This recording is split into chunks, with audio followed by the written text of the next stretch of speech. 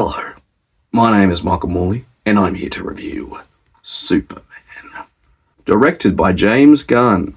This is the new iteration of Superman. They have rebooted him, or they have rebooted Superman yet again. This stars David Corenswet as the new Superman. There is no origin story with this one. We know the origin story. We know how he turns into Superman. So if anyone is expecting this to be an origin story, I think you're going to be disappointed. But the way this plays out feels like an episodic series, like we're already in episode 5 leading into episode 10 of season 1. And I can see why James Gunn did it. I can also see why people would complain about the fact that there's so much going on with this film. It's like punch, punch, punch. There's so much going on. Like, he's been Superman for a while. It's not like he's been Superman for a month or 2 months. He's been Superman for quite some time, and everyone is aware of Superman. Everyone knows who Superman is. And he's already in a relationship with Lois Lane, played by Rachel Brosnahan, who is absolutely terrific in that role. She plays Lois Lane to a T. David Corenswet is Superman.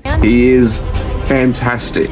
The only thing that annoyed me was that there was not enough Clark Kent. We only see him for a little bit in the movie, and I'm like, come on, we didn't get enough Clark Kent, and he did it so well. He was playing him in a different way compared to how Henry Cavill portrayed him in Man of Steel. He was literally, you could tell that David was playing a more goofier Clark, like the Christopher Reeve version. There is an explanation for the glasses, okay?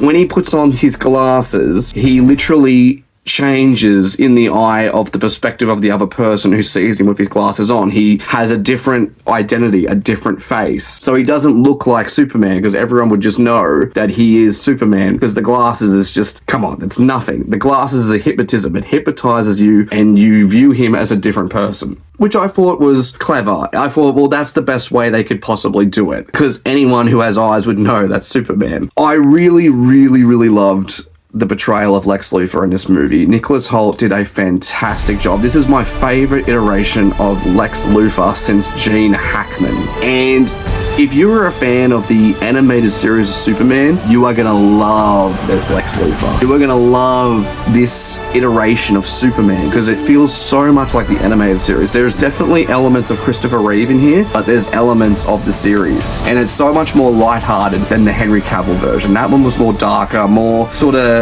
Dark Knight-y, because it was going through that time where the Dark Knight was such a big thing that they wanted to make a darker version of Superman. This version is much more lighthearted. So if you're looking for a more serious Superman, you're gonna be disappointed. If you wanted a more lighthearted version like Christopher Reeve, you are gonna really like this iteration of Superman. And everything just works. It definitely grows on you. You're kind of like, well, where is this going? How are they gonna play this out? And they do it really well. James Gunn, you either like his humor or you don't. And if you like Guardians of the Galaxy, you like that humor, you are going to enjoy the humor in this movie. If you didn't like the humor in Guardians of the Galaxy, then you probably won't like the humor in this movie. To me, there are certain times in this movie where the humor works and then it doesn't. It doesn't get in the way of how good this movie is. I really liked Jimmy Olsen. I thought the guy that played him, the thing that's funny is that he's kind of a ladies' man, but he doesn't realize that he's a ladies' man. He doesn't understand why women are so attracted to him, and he's just a regular, average, like, not an ugly bloke. He will see these messages of all these women trying to hook up with him, and he's just like, why the hell are they interested in me? I don't get this. And that's what makes him so likable, because he's aloof. He doesn't understand. He's kind of naive about it. If he was arrogant, like, yeah, I'm the hottest guy ever, I completely dislike this character, but the way James Gunn played him out in this movie was likable. I really did enjoy the fight sequences. Some of the effects are a bit off. There are moments where Lex Luthor's walking into the Superman lair and there are things that are happening and he doesn't even flinch when things are going towards his face, and it just felt a little bit unrealistic, a bit cartoony at times, too cartoony at times. These little moments are just nitpicks. I do wish there was more Clark Kent. As I said, I wish there was more Clark Kent. I wish